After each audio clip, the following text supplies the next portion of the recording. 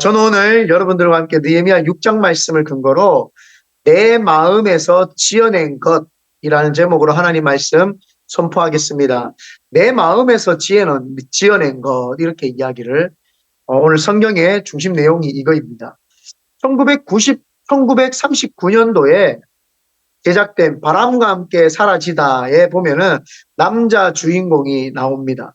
그 남자 주인공이 여자 주인공 스칼렛 오하라에게 같이 갈 것을 이야기를 하면서 이런 말을 합니다. 개가 짖어도 마차는 간다.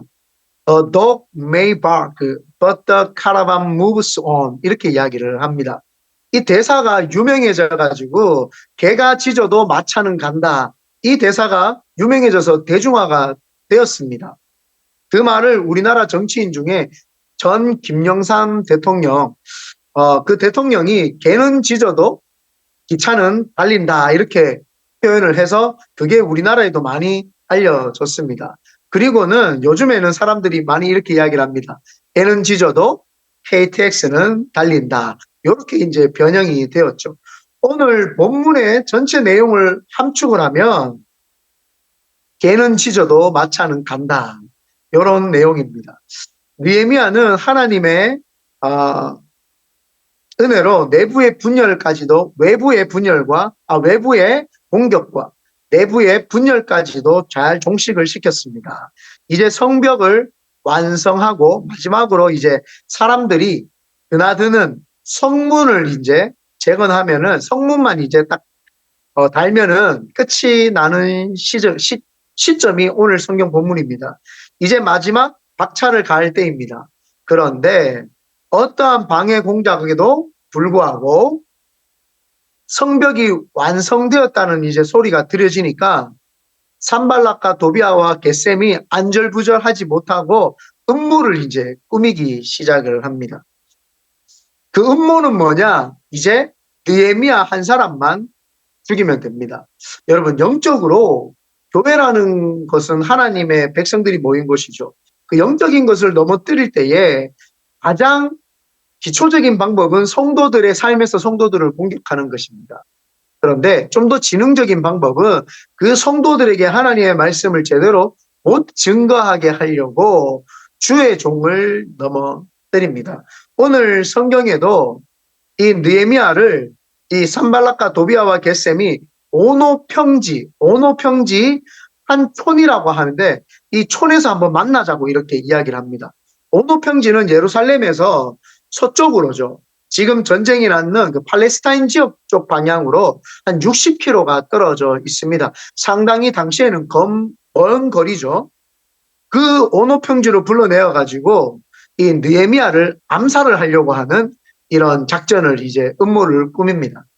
이때까지 자신들 마음대로 예루살렘을 짓밟고 예루살렘을 통치하고 예루살렘 사람들을 괴롭혔는데 느헤미야라고 하는 지도자가 딱 오면서 자신들의 입지와 자신들의 행하고자 했던 모든 것들이 숲으로 돌아갔기 때문에 이들이 곰곰이 생각하다가 느헤미야만 제거하면 이제 되겠구나 이런 생각을 가진 거죠. 그래서 이제 예루살렘에서 멀리 떨어져 있는 그 오노 평지로 느헤미야를 오라고 합니다. 왜요? 느헤미야를 거기에서 죽이려고 했던 거죠. 왜냐? 느헤미야가 예루살렘에서 왕의 그 호위 무장 병사들을 두고 예루살렘에서 나오지를 않아요. 늘 예루살렘에서 성벽 재건에만 힘을 쓰니까 그를 밖으로 끌어내려고 하는 거예요. 밖으로 끌어내가지고 그 평지에서 아무도 호위 무사들도 잘 오지 않는 거기서 죽여버리려고 느헤미야를 그렇게 이제 음모를 꾸미기 시작을 합니다. 왜 이런 음모를 꾸몄느냐 자세히 보니까 성문을 이제 문만 딱 달면은 문을 잠그면 이제 아무도 못 들어와요. 성문을 잠궈버리면 그전에는 자기들 마음대로 출입하면서 막 짓밟았는데 이제는 못 들어옵니다. 못 들어오니까 이들이 마지막으로 발악을 하는 겁니다. 교회가 세워지는 것도 마찬가지고 하나님의 나라가 세워지는 것도 마찬가지인 것은 마귀는요 이 공격 저 공격 하다가 결국에는 승리하니까 마귀가 마지막 발악을 합니다. 여러분 그 발악에 넘어지면 실패자가 됩니다. 그래서 우리는 발악에 절대 넘어지지 마시기를 바랍니다. 그런데 느헤미야는 예루살렘에서 나오지 않을 뿐만 아니라 이들에게 명확하게 말을 합니다. 오늘 1절에서 우리 2절 먼저 한번 읽어보겠습니다.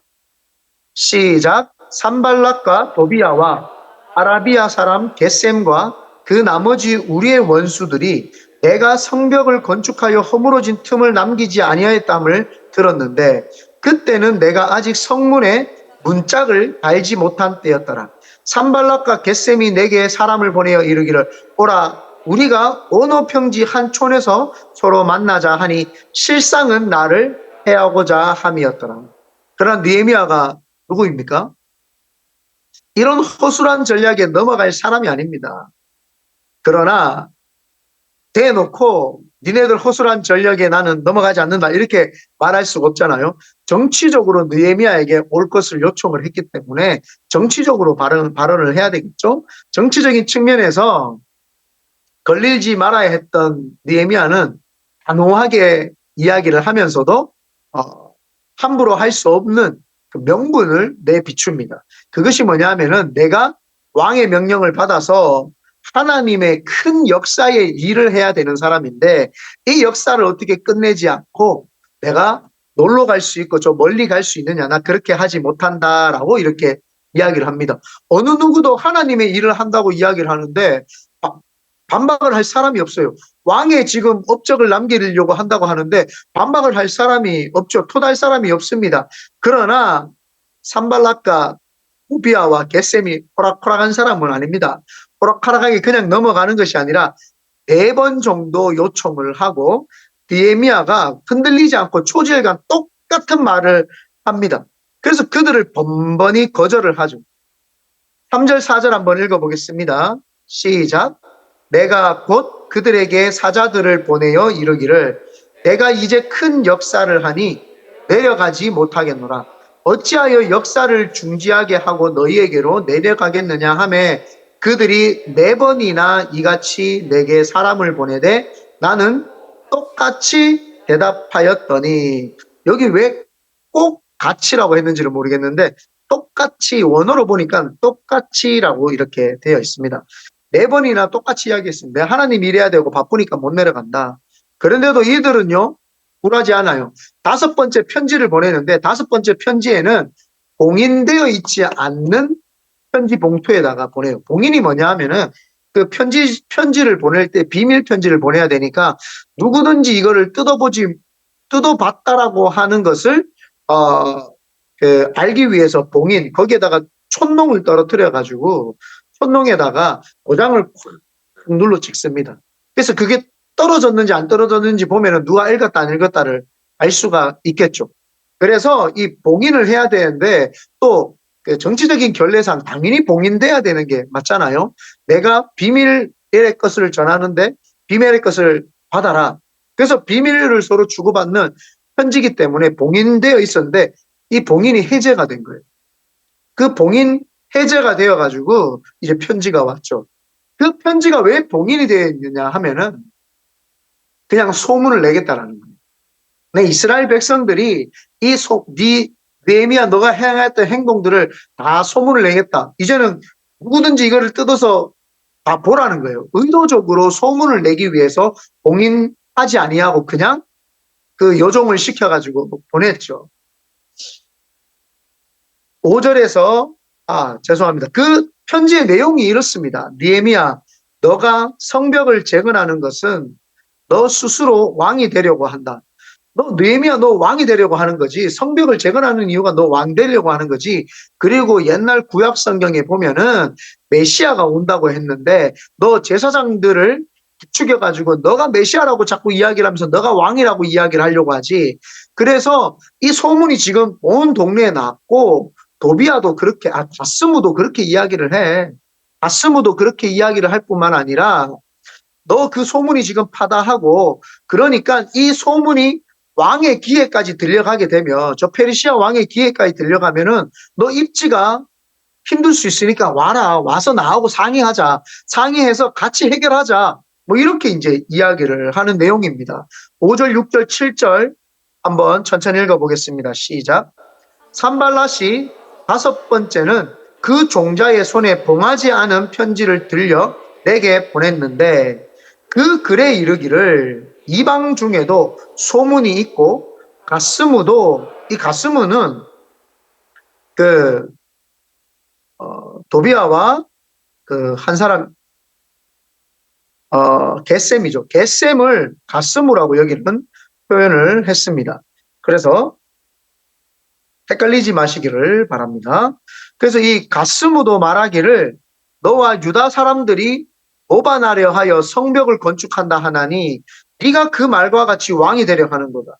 또 네가 선지자를 세워 예루살렘에서 너를 들어 선전하기를 유다의 왕이 있다 하게 하였으니 지금 이 말이 왕에게 들릴지라. 그런즉 너는 이제 오라 함께 의논하자 하였기로. 느헤미야에게 편지 내용이 이런 거예요.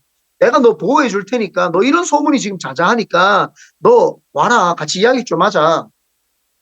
뒤로는 뭐예요? 느헤미야를 암살하고 죽이려고 하면서도 앞으로는 이렇게 자기를 위하는 척을 합니다.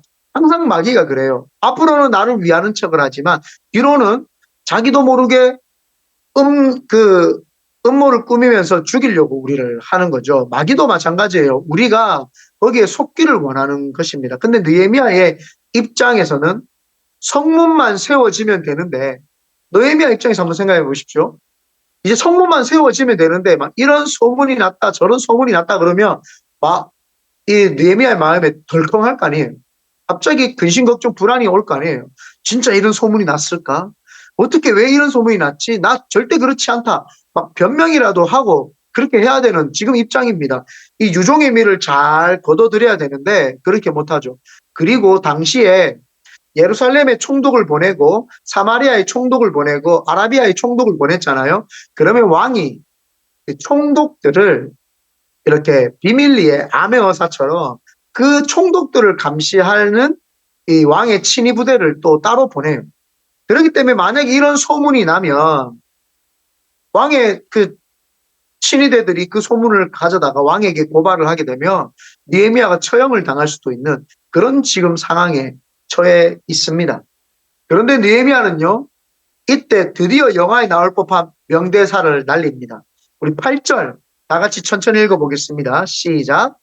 내가 사람을 보내어 그에게 이르기를 네가 말한 바 이런 일은 없는 일이요 네 마음에서 지어낸 것이라 하였더니.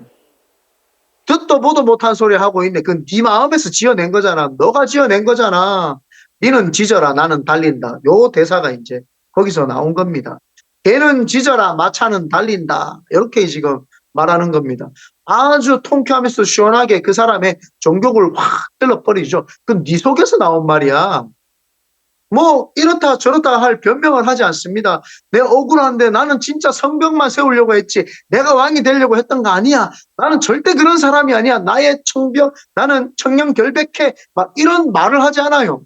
자루나 우나 치우치지 않습니다. 그건 네가 했던 말이야 하고 끝내버립니다. 네 속에서 나온 말을 내가 거기에 반응을 해야 돼? 개는 짖어라 마차는 달려 하고 그냥 끝내버립니다. 이렇다 저렇다 변명을 하지 않습니다. 여러분 우리도 마찬가지입니다. 여러분 직장 생활을 하든지 또 장사를 하든지 사업을 하든지 학교 생활을 하든지 또 교회 생활을 할 때에 여러 많은 그 소문들이 많아요. 나에 대한 소문들이 있을 때 반응하지 마세요. 내가 하나님 앞에서 정직하고 바르게 행하는데 어떤 소문이 들리잖아요. 개는 짖어라 마차는 달린다. 그건 네 속에서 나온 말이야. 이렇게 하고 거기에 반응 안 하셔도 됩니다. 그런데 믿음이 적은 사람은 거기에 반응을 한다. 믿음이 적은 사람은 거기에 반응을 해가지고 넘어지고 믿음이 있는 사람들은 좌로나 우로나 치우치지 않아요. 그렇기 때문에 여러분 절대 마귀가 우리를 넘어뜨리려고 해요. 특별히 지금 느헤미야는 뭐예요? 리더예요. 이 리더십이 제대로 서지 못하면 교회가 무너지고 모든 일들이 하나님의 일을 무너뜨리려고 합니다. 마귀가 이기복 목사에 대해서 많이 이제 유언비어를 퍼뜨리려고도 할 수 있습니다. 그럴 때 여러분 그러세요. 우리 목사님 원래 성격 그래. 네가 몰라서 그랬던 거야. 우리는 저 성격보다 나를 위해서 기도해주고 우리 교회의 주의 종으로 세웠기 때문에 신뢰하고 갈 뿐이야. 이렇게 선포하기를 바랍니다. 아멘이 적네요. 아멘 하시기를 바랍니다. 여러분, 우리 전도사님들이 이런니 저런니 하잖아요. 그러세요. 우리 전도사님은 그럴 사람들이 아닙니다. 그건 네 속에서 나온 말 아니야? 라고 딱 하십시오. 우리 성도들은 그럴 사람 아닙니다. 어디서 마귀짓 하고 있어? 네 속에서부터 나온 말이야. 딱 이야기를 하시길 바랍니다. 그러면은요, 마귀가 막 부추겨가지고 자기 편을 만들려고 하다가 딱 손을 놓고 딱 떠나갑니다. 그래서 믿음이 적은 사람이 막 가슴이 두근두근 세금반 네금반 해가지고 막 불안해하죠. 믿음 있는 사람은 그러지 않아요. 마귀는요, 대적하면 뭐라고 했다고요? 떠나갑니다. 그래서 어떤 소문과 난리가 나도요, 여러분 거기에 반응하지 말고 그 당신 속에서 나온 말이잖아. 누가 했는데? 누가 그러던데? 라고 꼭 그렇게 말하는 사람이 있어요. 그 본인 말이에요.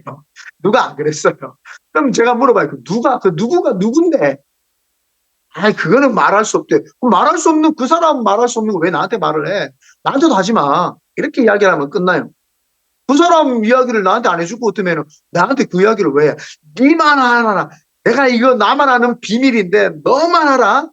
안 알아도 돼요. 본인만 아세요.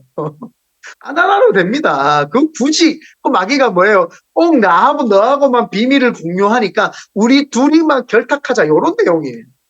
우리 둘이가 하나가 되자 하면서 꼬드기는 내용이니까 절대 속지 마시기를 바랍니다. 근데 왜 그 말을 하는 줄 알아요? 하나님의 일을 못하게 하려고. 하나님의 일을 잘하고 있는데 멈추게 하려고. 하나님의 일을 우리가 역사를 만들어내려고 하는데 그 역사를 못 만들어내게 하려고 마귀가 그럽니다. 9절입니다. 이는 그들이 다 우리를 두렵게 하고자 하여 말하기를 그들의 손이 피곤하여 역사를 중지하고 이루지 못하리라 함이라. 우리가요 하나님의 역사를 못 이루게 만드는 거예요. 이제 내 손을 힘있게 하옵소서 하였노라. 그들이요 여러분에게 근심 걱정 불안 초조를 줘도 넘어지지 마세요. 그거 일 멈추게 하려고 그러는 거예요. 하나님 일 못하게 하려고 하는 거예요. 그러면은 악하고 더러운 것들로 떠나가라. 하나님 나에게 힘을 주시옵소서. 결국 마귀의 계략은요 우리가 하던 일을 멈추게 하려고 하는 것이기 때문에 거기에 속지 마시기를 바랍니다. 회사, 직장, 교회, 학교, 사회생활 어디에서든지 내가 하나님의 일을 바르게 하고 있으면 어떤 모함이나 말이 들려도 속지 마시기를 예수님의 이름으로 축원드립니다. 믿음이 적은 사람이 넘어지지 믿음 있는 사람 안 넘어집니다. 아멘. 그런데 마귀가 이렇게 했다고 멈출까요? 안 멈춰요. 예수님을 낙심하게 하려고 예수님 옆에 가룟 유다와 베드로를 꼬드려 가지고 예수님을 배신하게 만듭니다. 그 사람 앞에서 배신감 느끼면은요 얼마나 가슴 아픈지 모릅니다. 그 10절을 한번 띄워주세요. 요거는 조금 내려놓지 마시고 좀 띄워놓으시기를 바랍니다. 이후에 무헤다벨의 손자 들라야의 아들 스마야가 두문분출하기로. 요 스마야가 누구냐 하면은 스마야가 제사장입니다. 느헤미야하고 되게 친했던 것 같아요. 이 사람이 두문분출했대요. 이 사람 이거를 두문분출 나는 막 왔다 갔다 그렸나 이렇게 생각했는데 그게 아니라 마음이 막 심각한데 집에서 나오지 않는 상태였던 것 같아요. 그래가지고 내가 느헤미야입니다. 느헤미야가 그 집에 가니 그가 이르기를 그들이 너를 죽이러 올 터이니. 이제 스마야가 이야기를 하는 거예요. 내가 기도를 해봤더니 내가 또 소문에 들어보고 기도를 해봤더니 그들이 산발락과 도비아와 겟셈이 너를 죽이러 올 터인데 우리가 하나님의 전으로 가서 하나님의 전에 가서 이 외소라고 하는 거는 제사장들만 들어갈 수 있는 아마 지성소격인 것 같아요.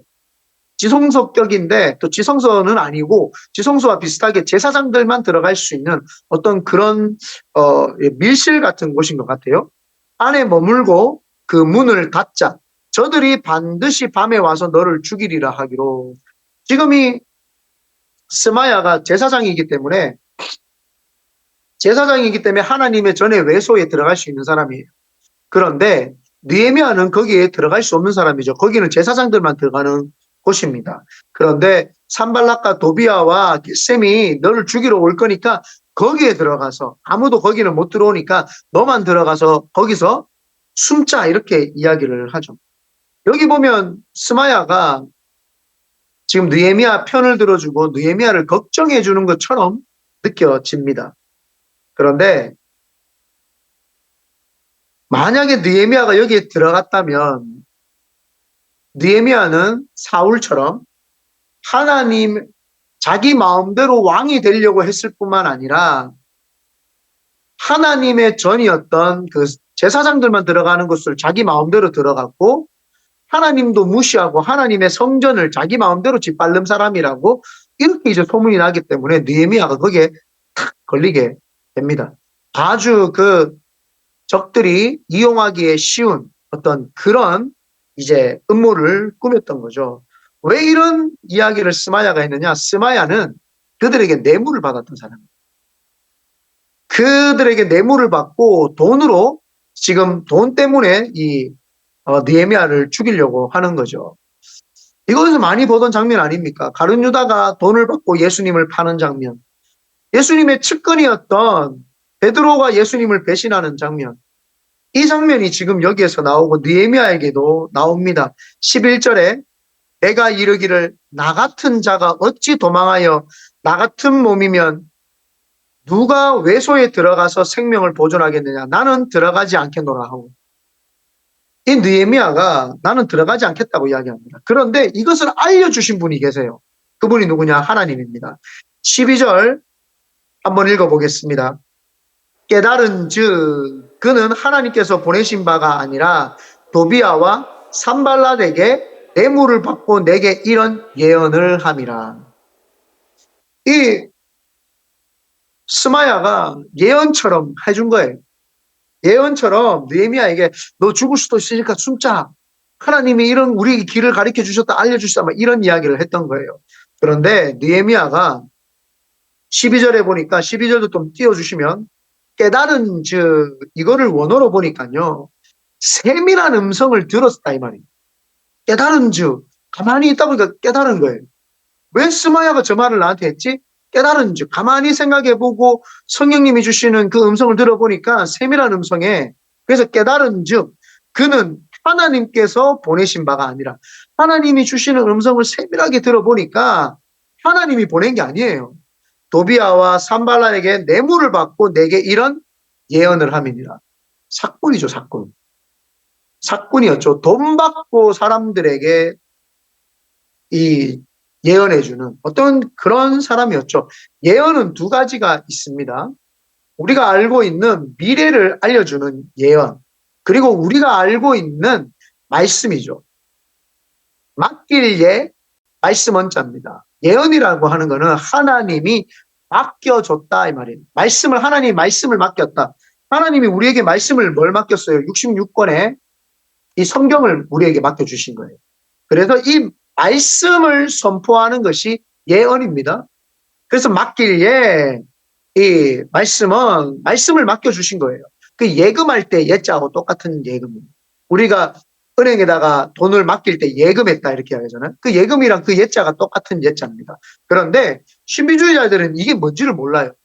그러니까 예언이라고 하면 사랑하는 딸아, 사랑하는 아들아, 이게 예언인 줄 아는데 그거는 사꾼이고 점치는 영, 이렇게 생각하면 됩니다. 이 말씀이 하나님 우리한테 맡겨줬죠. 이 말씀을 누가 했어요? 하나님이 우리에게 하신 거기 때문에 이 하나님의 말씀을 잘 풀어서 선포를 하면 이게 예언입니다. 그래서 주의 종들한테 제일 필요한 것이 뭐예요? 예언의 말씀. 그래서 말씀을 잘 해석을 해가지고 선포만 해도 그 선포에 대한 말씀을 내가 아멘으로 받아들이면 나는 예언적 삶을 살면 되고, 목사는 예언을 선포하면 되는 겁니다. 이게 예언이고, 또 한 가지 예언은 하나님이 꿈과 환상과 예언인데, 우리가 고린도에 보면은 그 예언 있잖아요. 예언. 그 예언은 미래적인 예언인데 그것도 말씀에 기반된 예언입니다. 만약에 하나님이 계시를 하셔가지고 말을 했다라고 하면은 그거는 기록을 해야 돼요. 이해가 되죠? 이 말씀이 어떻게 기록이 된 거예요? 하나님의 계시에 의해서 기록이 된 겁니다. 그런데 만약에 내가 기도를 하는데 하나님 나한테 계시를 주셔가지고 내가 예언을 했다. 이거 기록을 해야 된단 말이에요. 그렇기 때문에 그 하나님이 주시는 그 말씀을 가지고 선포를 하는 거는 기록을 해야 되기 때문에 그거는 예언이 아니다 말이에요. 그거는 예언이 아니라 그거를 9가지 은사 중에 지식의 은사라는 거예요. 하나님이 미래의 일들을 미리 깨닫게 해주셨다. 그걸 지식의 은사라고 하는 겁니다. 그래서 지식의 은사, 지혜의 은사 할 때 지식의 은사는 하나님이 미리 어떤 상황을 알려주시고 깨닫게 해주신 거. 그래서 그 지식의 은사죠. 저도 지식의 은사가 있기 때문에 우리 성도들을 저하고 지내본 사람들은 알아요. 제가 성도들이 상담 따가러 오면은 미리 제가 기도하고 알고 있어가지고 설명해줘. 이거 사실은 이렇고 내가 기도하는 가운데 하나님 주셨는데 이렇고 이렇고 이렇다. 그러면서 제가 말씀을 가르쳐줘요. 이 말씀에 성경 말씀에 이런 게 있다. 그래서 이렇게 해라. 그러면 그대로 역사가 있죠. 이게 지식의 은사입니다. 예언의 은사라고 사람들은 자꾸 아는데 그 예언의 은사도 말씀, 지식의 은사도 하나님이 상황을 깨닫게 하고 요거를 세상 사람들은 직관력이라고 합니다. 직관력이 빨라가지고 그걸 빨리 알고 그걸 빨리 알아가지고 성경 말씀과 대비해서 사람한테 주면 그게 지식의 은사를 사용하는 거죠. 근데 지식의 은사와 지혜의 은사는 다른 겁니다. 지혜의 은사는 어떤 장소나 어떤 문제가 딱 발생을 했을 때 문제를 이렇게 처리하면 되겠다라고 처리하는 능력을 가진 사람을 지혜의 은사를 가진 사람. 그래서 여기 분별력이 없기를 바랍니다. 그래서 제가 말할 때 예언 이렇게 이야기하면 하나님의 말씀을 이야기를 하는 거구나. 지식의 은사 이렇게 이야기를 하면 하나님이 미리 그것을 깨닫게 해준 걸 이야기하는구나. 지혜의 은사 이러면은 그 깨달은 거를 잘 일을 처리할 수 있는 능력을 이야기하는구나. 요게 우리가 말씀 안에서 이해가 서로 되어질 때 목사가 설교할 때 예언 이렇게 하면은 오해가 없이 듣게 되는 거죠. 그래서 지금 여기서 말하는 예언은 뭐예요? 이가 기도하고 점치는 거예요. 미래에 이렇게 될 거니까 너 숨어라. 이렇게 해줬는데 이게 예언이 아니라 뭐예요? 거짓 사건적인 거. 그래서 우리가 성경을 볼 때도 이걸 잘 알아야 되는 거죠. 예언은 하나님의 말씀을 잘 이야기해야 되죠. 구약 성경의 예언은 예수 그리스도를 이야기를 하지 바로 다른 예언을 말하지 않습니다. 메시아가 올 것에 대한 예언을 하고 신약의 예언은 없습니다. 신약의 예언도 다시 오실 예수에 대한 이야기를 하지 성경의 예언에 대한 이야기를 잘 나오지 않죠. 가끔씩 미래에 대해서나 사람의 일에 대해서는 환상으로 보여줄 때가 있습니다. 꿈에 그 환상 가운데 베드로가 이방의 것들을 먹으라. 보자기에 쌓이는 거 먹으라 했을 때 그 환상으로 보여주죠. 이걸 예언이라고 할 수는 없고 이 사람의 심령이 자꾸 그걸 믿지 않으니까 그걸 믿으라고 하나님이 베드로에게 환상을 보여준 것이죠. 미래를 만약에 보여줬다고 한번 생각을 해보십시다. 미래에 만약에 이기복 목사가 잘 될 것이다. 누가 저한테 이야기를 했어요. 그러면 저는 어떻게 돼요? 아무것도 안 해도 어차피 잘 돼요. 예언을 받았으니까. 근데 만약에 예언으로 이기복 목사는 못 될 것이다. 이렇게 누가 이야기를 했어요. 그러면 이기복 목사는 어떻게 돼요? 열심히 해도 안 돼요. 왜? 예언이 못 된다고 했으니까. 그러면 뭐예요? 미래에 대해서 아는 게 중요해요. 모르는 게 중요해요. 몰라도 상관없어요. 미래의 예언은 우리가 아무것도 몰라도 돼요. 하나님 말씀 붙잡고 살아가면은 미래는 하나님이 만들어주신 하나님이 이기복 목사를 창조하신 이유와 목적대로 그냥 살짝 펼쳐지는 거죠. 그런데 하나님이 주신 복에 아브라함의 축복이 나한테 있기 때문에 나를 축복하는 자에게 내가 복을 주고 나를 저주한 자에게 그에게 저주가 임하기 때문에 나는 하나님의 백성으로 잘 된다. 생육하고 번성하고 잘 된다. 벌써 하나님이 성경에 이기복 목사 잘 된다고 벌써 예언하셨어요. 그래서 저는 당당하게 앞으로의 역사가 잘 될 거라고 믿고 하는 거죠. 우리에게도 이게 있어야 됩니다. 그런데 느헤미야에게 뭐라고 해요? 너 죽을 거라고 하면서 뭘 줘요? 근심, 걱정, 불안, 초조를 갖다가 준 거예요.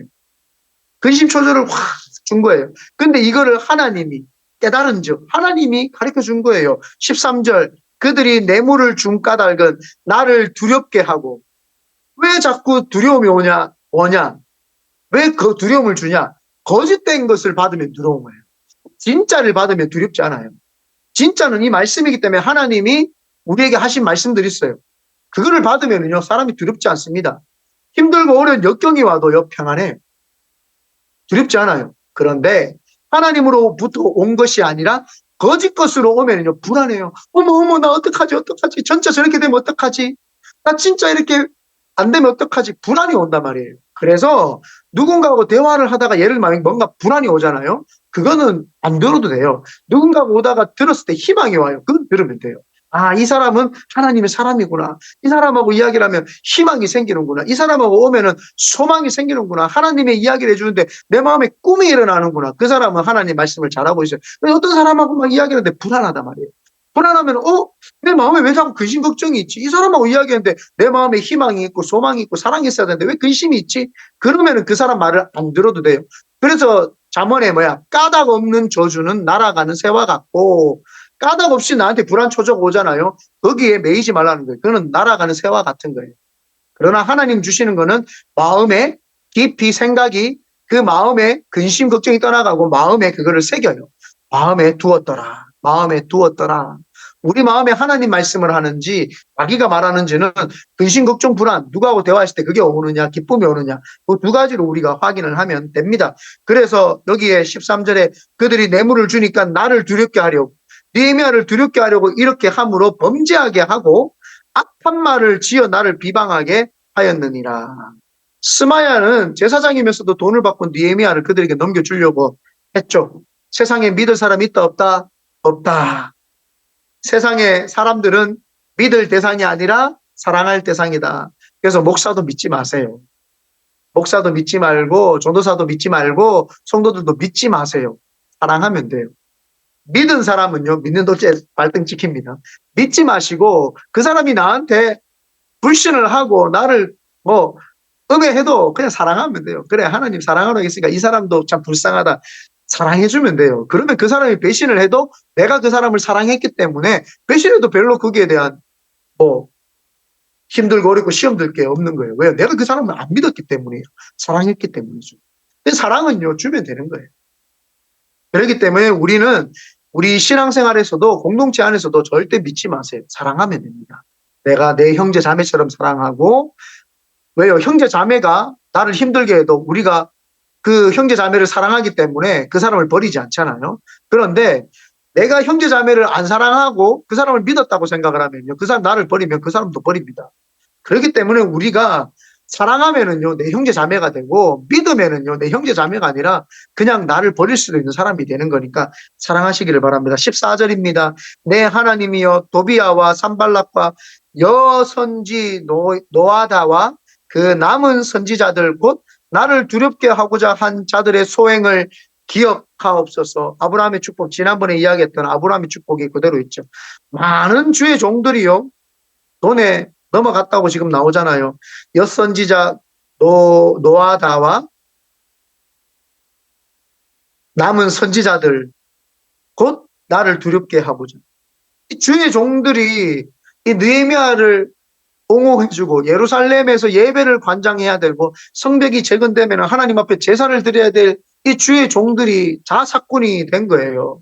물질 만능주의에 빠진 거예요. 이 만몬신, 이 돈신, 만몬신에게 이 빠진 거예요. 하나님보다도요 만몬신이 더 높아요. 그러니까 하나님보다 이 만몬신을 높이니까 느헤미야를 그냥 넘겨주는 거예요. 자기 나라를 살리겠다고 왔는데 이 기도하는 사람들이 같이 이렇게 세워주지는 못할 망정, 중보기도 해주지는 못할 망정, 느헤미야를 죽이려고 했으니 이렇게 되겠어요? 요즘 시대에요, 월급 안 주면은요, 목회 안 하는 사람들 많아요. 사건이에요. 다 사건입니다. 목회에는요, 돈을 준다고 하는 것도 아니고요, 돈이 있다고 하는 것이 아니라 사명 때문에 하는 거예요. 하나님이 나에게 성벽 재건하라고 하는 사명을 주시면 녹을 받지 않고 돈을 받지 않아도 하는 거예요. 그건 하나님 주신 일이기 때문입니다. 그러나 내가 내 먹고 살려고 일을 하잖아요. 돈 안 줬으면 그만둬 버립니다. 나 이거 사용 못해. 돈 없는데 어떻게 해? 이렇게 합니다. 돈이 있든 없든 하나님이 주셨으면 그걸 하는 게 그게 목회자라니까요. 그게 목회자 아닌데 그 아닌 사람들이 목회자가 되니까 어떻게 돼요? 돈 줘버리니까 바로 마음을 돌리잖아요. 이제 드디어 52일 만에 성벽 건축이 끝이 납니다. 15절 16절 다 같이 한번 읽어봅니다. 시작. 성벽 역사가 52일 만에 에룰월 25일에 끝남에 우리의 모든 대적과 주위에 있는 이방 족속들이 이를 듣고 다 두려워하여 크게 낙담하였으니 그들이 우리 하나님께서 이 역사를 이루신 것을 알미니라. 하나님이 역사하심을 알미니라. 52일 만에 엘룰럴은 12월이에요. 12월 25일 날 이게 완성이 된 거예요. 마지막 달 25일 날 완성이 탁 되었어요. 하나님이요, 하나님의 교회를 세우고 빌드업 해가지고 열심히 하려고 하면 막 어중이 떠중이 막 우리를 힘들게 하고요, 모함을 하고 우리 뭐 조그만한 교회가 되겠냐부터 해가 많은 말이 많아요. 근데 딱 세워지고 하나님의 사람들이 딱 포진을 하고요, 영적으로 흔들리지 않고 기도를 딱 하잖아요. 오히려 그 말을 했던 사람들이 두려움을 느껴요. 공포감을 느낍니다. 어떻게 해서 나에게 역사하지 않는 하나님은 어떻게 해서 저 사람에게 역사를 하지? 나에게 역사하지 않는 하나님 왜 이기복 목사에게 역사하지? 왜 우리 전도사님들에게 역사하지? 왜 큰비들의 교회 역사를 하지? 그러면서 두려운 거예요. 저 사람을 함부로 건드렸다가 큰일 나겠구나. 우리가 시간이 2년 반 지났는데도 불구하고요, 굉장히 많은 역사들 우리 성도들 봤잖아요. 하나님이 모든 걸 해주셨잖아요. 그거를 봤기 때문에 앞으로 더 큰 역사 가운데 이 베이 지역에 있는 흑암의 사탄 세력들이요 벌벌벌벌 떨립니다. 그래서 마귀들이 우리가 이거를 더 빌드 못하려고 그렇게 괴롭히는 거예요. 제가 소원이 있잖아요. 우리 주의 종들에게도 이야기했지만 제가 목사로서 스피치나 이런 거는 요 베이 지역에도 저보다 설교 잘하고 말씀 잘하시는 분들, 이라슨 같은 분들 많아요. 그렇지만 제가 100명 중에 한 40등만 하면 된다. 그렇지만 영적으로는 내가 5손가락 안에서 안 내려가겠다. 그래서 제가 기도하고 목숨 거는 이유가 뭐예요? 영적으로 안 뒤지려고 그러는 거예요. 영적으로 무너지잖아요. 다 무너지는 거예요. 느헤미야 한 사람 무너지면은 여기 이스라엘 백성들 다 무너지는 것처럼 제가 영적으로 안 무너지려고 하는 이유가 그거예요. 제가 무너지면 큰비들에게 다 무너지는 거예요. 마귀가 이 목사 흔들어 봐요. 다 교회가 흔들리는 거예요. 성도 한 사람 흔들리면요, 그 선수 한 사람만 나가면 끝이에요. 그런데 담임 목사 하나 흔들려가 넘어지잖아요. 교회가 그냥 풍지박산이 나고 다 흩어져 버리죠. 그렇기 때문에 우리가 리더십에게 얼마나 신뢰해야 되고 리더십을 얼마나 존중해줘야 되고 존경해야 되냐면은 그 사람이 위대해서 존중해주고 존경하는 것이 아니라 하나님의 일을 맡아서 지금 앞장서서 하기 때문에 마귀가 공격이 심하겠구나. 내가 기도해줘야 되겠다. 내가 중보해야 되겠다. 내가 우리 목사님을 위해서 우리 주의 종들을 위해서 기도해야 되겠다. 그 마음이 선한 마음이에요. 그런데 마귀는 그 마음을 안 준다니까요. 그래서 우리가 가슴에 손을 놓고 생각을 해야 되는 거예요. 나는 지금 하나님의 사람인가? 마귀의 사람인가? 내가 하나님의 사람이었다면 해석을 잘해서 우리 주의 종들과 교회와 목회자들을 위해서 기도하는 사람이었을진데 내가 그렇게 하지 못하는 것은 내 마음에 허영심이 들어차 있구나. 이 허영심을 뽑아내고 하나님 앞에 내가 기도하는 사람으로 중보하는 사람으로 우리가 바뀌어야 될 줄 믿습니다. 아멘 했습니까? 네, 아멘. 그런데 여러분, 마지막으로 우리가 알아야 될 것은요, 마귀는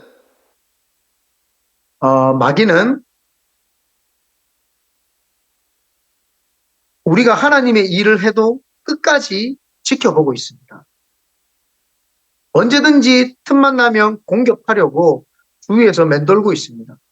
그렇기 때문에 한번 승리한 것으로 끝나지 말고 끝까지 승리해야 됩니다. 이게 무슨 말이냐? 마귀는 우리가 한번 승리했다고 끝내는 거 아니에요. 계속 찾아옵니다. 신기하게요. 천국 갈 때까지 우리가 승리해야 됩니다. 천국 갈 때까지 우리를 공격을 해요. 마귀는. 왜냐하면은 이 마귀가 해야 될 일이 끝으로 우리를 죽이는 거기 때문에 우리가 죽을 때까지는 마귀는 계속 공격을 합니다. 이 도비아라고 하는 사람이 유다 귀족들과 계속 연락을 하고 정략 결혼을 통해서 이스라엘 백성들 사이에서 계속 이제 연결이 돼 있어요. 왜요? 도비아라고 하는 사람이 유다 귀족들과 연결이 돼 있으니까 이제 한 발을 계속 이제 있는 거예요. 주위에서 계속 지켜보고 있어요. 마귀가 우리가 승리했다고 끝나는 거 아닙니다. 조만간에 또 찾아옵니다. 그렇기 때문에 죽어서 천국 갈 때까지는 마귀가 계속 공격을 합니다. 거기에 절대 속지 말기를 바랍니다. 우리 17절에서 19절까지 마지막으로 한번 읽어보겠습니다. 시작. 또한 그때에 유다의 귀족들이 여러 번 도비아에게 편지하였고 도비아의 편지도 그들에게 이르렀으니 도비아는 아라의 아들 스가냐의 사위가 되었고 도비아의 아들 여호하난도 베레가의 아들 무술람의 딸을 아내로 맞이하였으므로 유다에서 그와 동맹한 자가 많음이라. 그들이 도비아의 선행을 내 앞에 말하고 또 내 말도 그에게 전하매 도비아가 내 편지하여 나를 두렵게 하고자 하였느니라. 도비아가 보니까 여기 스가냐의 사위가 되었고 또 도비아의 아들은 요하난의 베레가의 아들 무술람의 딸을 아내로 맞이하였고 동맹관계가 되었다고 합니다. 유다에서 그와 동맹한 자가 되었습니다. 이를 52일 만에 성벽을 다 재건하고 문도 달고 다 했는데도 불구하고 마귀는 이제 예루살렘 성전 안으로 딱 들어와 있어요. 어디로요? 성전 안으로. 그러면 교회도 마찬가지예요. 교회 안에 싹 들어와 가지고 우리에게 마귀질 할 수 있으니까 내가 마귀가 안 돼야 되는 거예요. 교회에서 내가 마귀가 되면 큰일 나는 거예요. 나도 모르는 사이에 마귀가 된단 말이에요. 나도 모르는 사이에 자꾸 들이받고 있는 거예요. 왜요? 호시탐탐 마귀는 끝까지 죽을 때까지. 그래서 교회에서 양이 되어야지 염소가 되면 안 되는 거예요. 염소가 교회 안에는 필요는 해요. 왜요? 그래야 기도를 하거든요. 나를 자꾸 누가 들이받아야지 기도를 한단 말이에요. 그런데 내가 염소가 될 필요가 있다 없다? 없다. 그런데 많은 사람들이 나도 모르는 사이에 내가 염소가 되는 경우가 있습니다. 그래서 절대 우리 주위의 성도들과 다투거나 어렵게 하는 일이 없게 되시기를 예수님의 이름으로 축원드립니다. 결론을 맺겠습니다. 마귀는 지도자를 넘어뜨리고 죽이려고 합니다. 그럴 때 여러분들이 중보기도자가 되어서 마귀의 괴계에 넘어지지 마시고 마귀를 오히려 몰아내고 쫓아내는데 위대하게 쓰임받는 그런 중보기도자 되시기를 예수님의 이름으로 축원드립니다.